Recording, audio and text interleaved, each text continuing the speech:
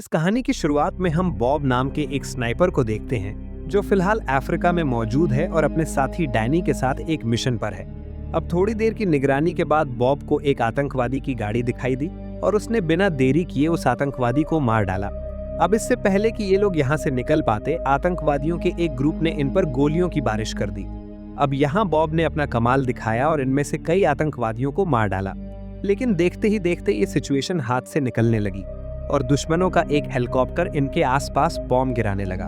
अब यहाँ बॉब ने CIA से मदद मांगी, लेकिन उन्हें सामने से कोई जवाब नहीं मिला।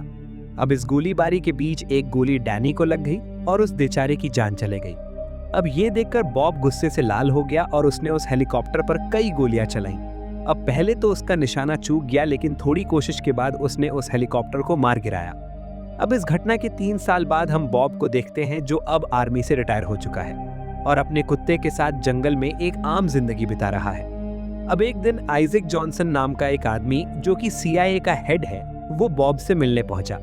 दरअसल बॉब का काम ये था कि वो प्रेसिडेंट को मारने के लिए अलग अलग प्लान्स बनाए ताकि आइजैक और उसकी टीम आने वाली हर चुनौती के लिए पहले से तैयार रहे। अब पहले तो बॉब ने इस काम के लिए मना कर दिया क्योंकि अब वो रिटायर हो चुका है और वो इस पुरानी जिंदगी में वापस नहीं जाना चाहता।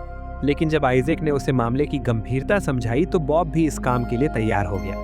अब जाने से पहले आइजैक ने बॉब को सारी जानकारी दी और उसे अगले हफ्ते वॉशिंगटन बुलाया। अब एक हफ्ते बाद बॉब वॉशिंगटन DC पहुंचा, जहां प्रेसिडेंट अपनी स्पीच देने वाले थे। अब कई दिनों की रिसर्च के बाद बॉब ने आइजैक को बताया कि प्रेसिडेंट पर हमला फिलाडेल्फिया में होगा। अब यहाँ आइजैक ने उसका शुक्रिया अदा किया और उसे प्रेसिडेंट के स्पीच वाले दिन भी आने को कहा।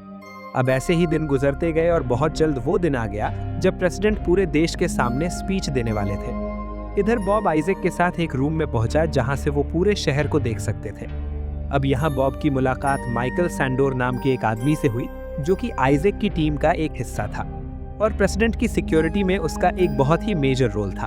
अब जैसे ही प्रेसिडेंट स्पीच देने के लिए स्टेज पर चढ़े तो बॉब ने सभी को बताया कि प्रेसिडेंट पर हमला करने का ये सबसे अच्छा मौका है, इसलिए हमें जल्द से जल्द उन्हें स्टेज से नीचे उतारना चाहिए। लेकिन अभी वो अपनी बात पूरी करता, उससे पहले रूम में मौजूद एक पुलिस वाले ने बॉब पर गोली चला दी और वहीं दूसरी तरफ एक अनजान स्नाइपर ने प्रेसिडेंट को शूट कर दिया। अब ये देखते ही बॉब खिड़की तोड़कर यहाँ से भाग निकला और बॉब के जाते ही आइजैक की टीम ने पूरे कमरे को साफ किया और एक टेबल पर बॉब की स्नाइपर राइफल और उसके फिंगरप्रिंट छोड़ दिए।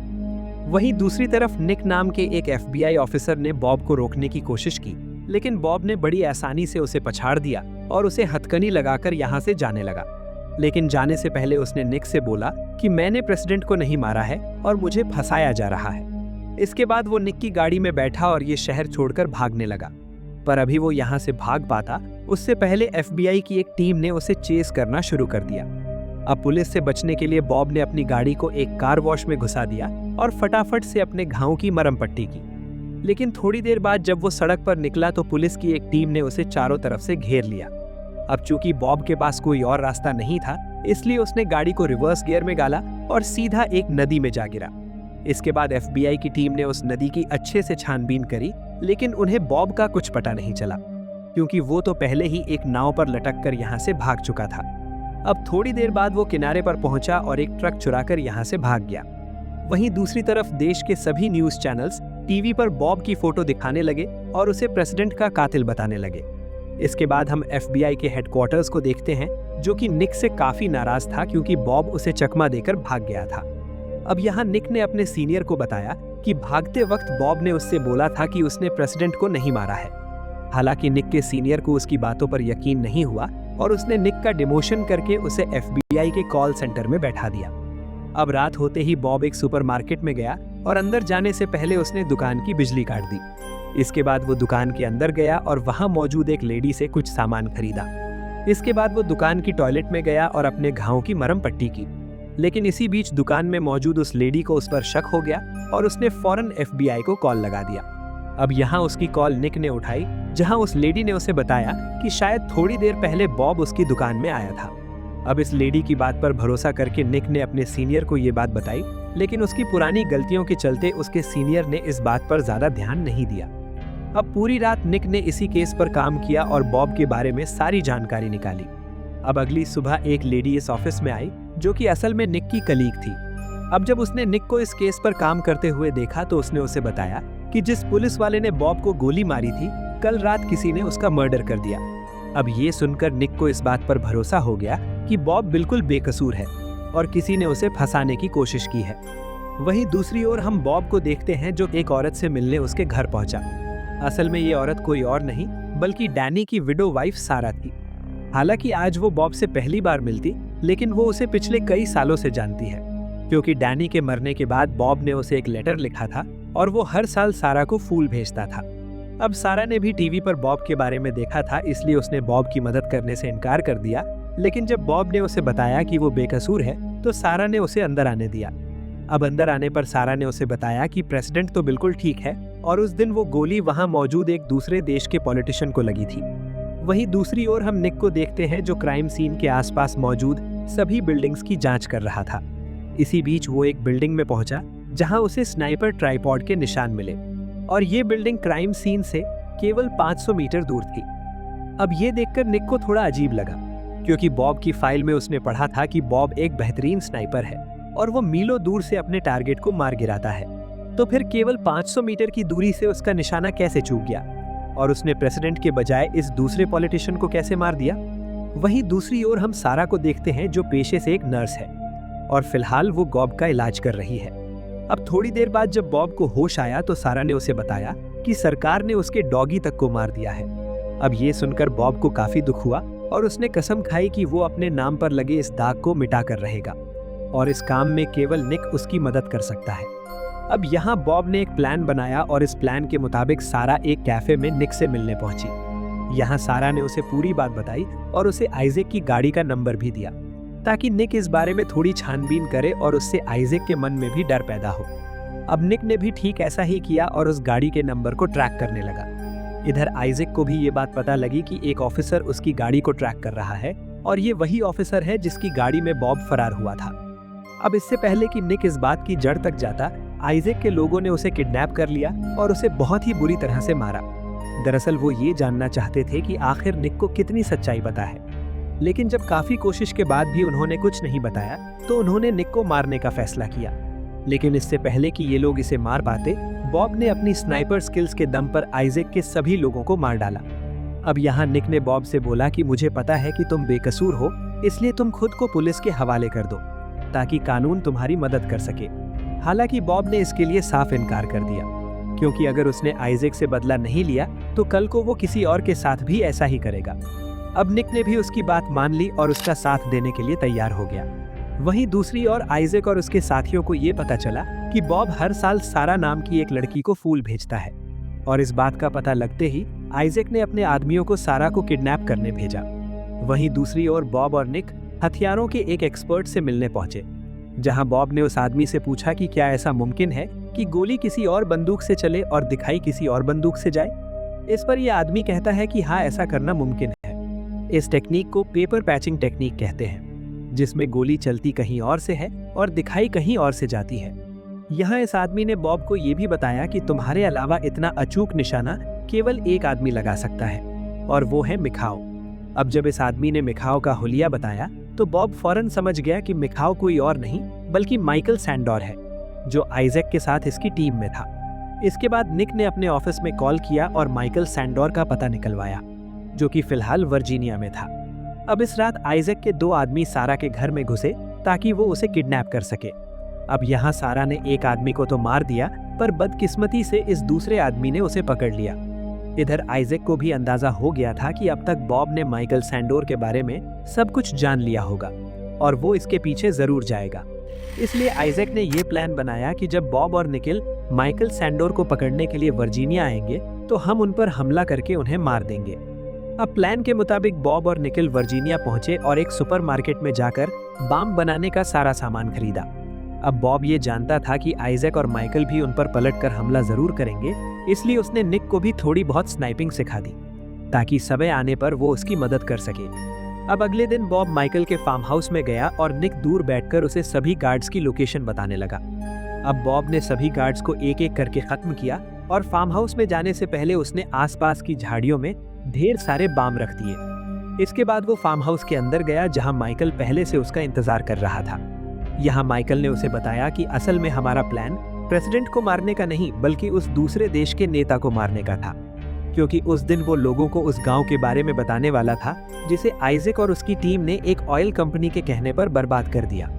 दरअसल आज से 3 साल पहले एक बहुत बड़ी ऑयल कंपनी को अफ्रीका के एक छोटे से गांव में अपनी पाइपलाइन बचानी थी और इस काम के लिए उन्हें इस पूरे गांव को खाली करना था। लेकिन जब गांव वालों ने ऐसा करने से मना कर दिया तो आइजैक और उसकी टीम ने गांव के सभी लोगों को मार दिया और उन्हें एक बड़े से कब्र में दफन कर दिया। अब यहाँ बॉब को पूरी बात समझ जाए कि आज से 3 साल पहले जब वो अफ्रीका के उस गांव में था तब यूएस आर्मी ने उसे और डानी को मरने के लिए क्यों छोड़ दिया। और अब बॉब को एहसास हुआ कि इस घोटाले में सिर्फ आइजैक नहीं बल्कि इस देश के बड़े बड़े पॉलिटिशियंस भी शामिल हैं।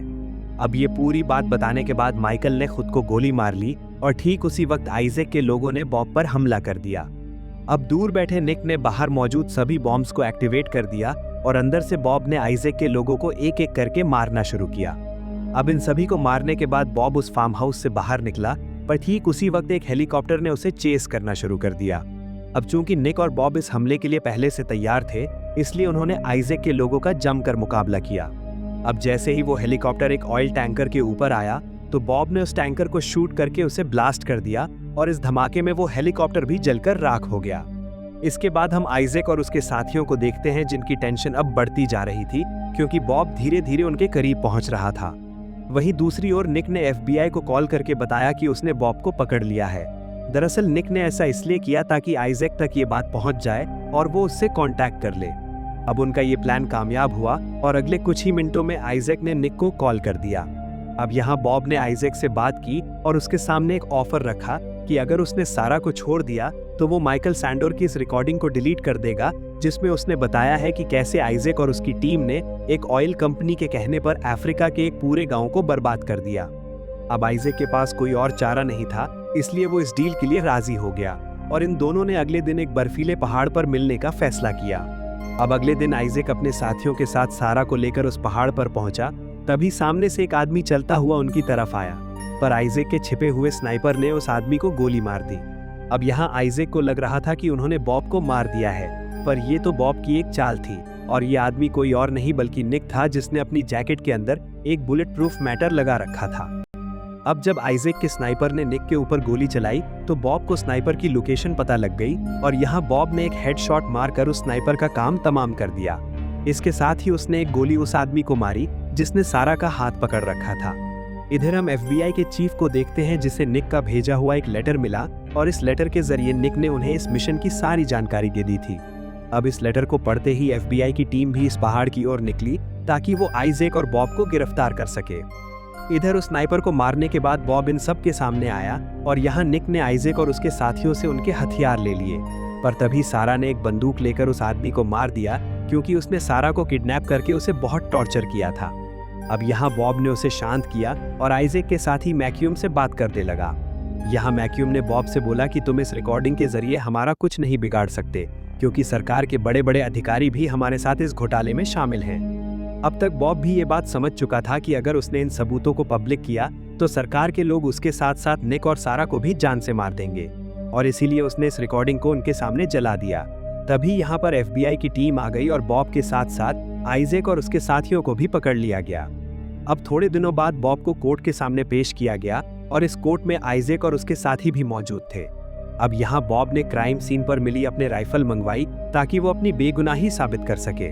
यहाँ बॉब ने जज को बताया कि उस दिन घर से निकलने से पहले उसने अपनी बंदूक की फायरिंग पिन्स को निकाल दिया था और बिना फायरिंग पिन्स के इस बंदूक से गोली चला पाना इम्पॉसिबल है। अब इस बात को साबित करने के लिए उसने निक पर गोली भी चलाई, लेकिन फायरिंग पिन्स ना होने के चलते वो गोली बंदूक के अंदर ही रह गई और इससे ये साबित हो गया कि बॉब बिल्कुल बेकसूर है। अब इस कोर्ट ने बॉब को तो बेकसूर बता दिया, पर उन्होंने आइजैक पर कोई एक्शन नहीं लिया क्योंकि उसके खिलाफ मौजूद इस आखिरी सबूत को भी बॉब ने जला दिया था।